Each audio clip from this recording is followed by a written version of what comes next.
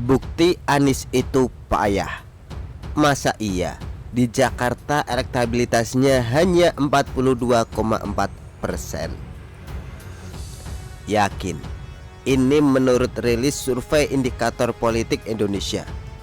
Dalam survei calon presiden 2024, dalam simulasi 3 nama, pemilih DKI Jakarta yang memilih Anies Baswedan ternyata hanya 42,4%. Di posisi kedua dan ketiga masing-masing diduduki oleh Ganjar Pranowo dengan 33,2% dan Prabowo Subianto dengan 16,6%, serta 7,9% tidak menjawab atau tidak tahu. Memang kalau hanya melihat besaran angka semata, Anies adalah yang tertinggi. Anies pemenang di DKI Jakarta. Namun bila mengingat beliau adalah mantan gubernur yang katanya sukses berat menjalankan tugasnya, angka tersebut jelas memprihatinkan. Masa iya mantan gubernur yang katanya berprestasi itu elektabilitasnya tidak sampai setengahnya? Payah.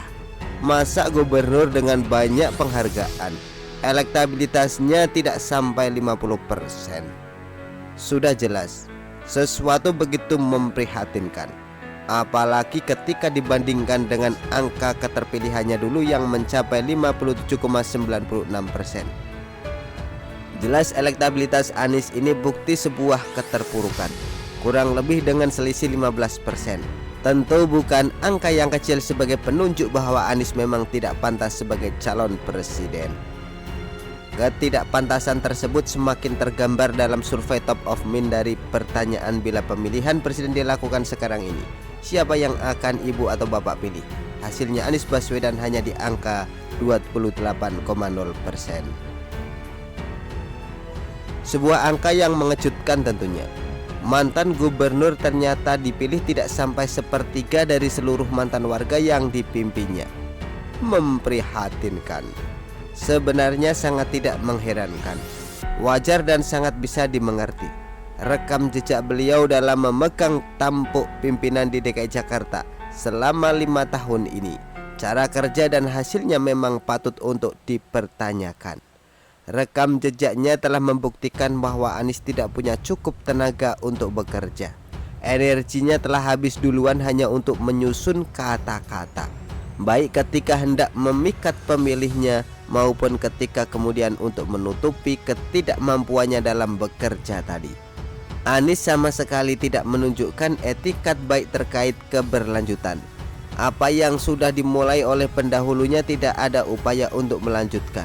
Atau kalau tidak, Anies hanya menutupinya dengan istilah-istilah baru yang naasnya pada kenyataannya juga tidak ada hasilnya.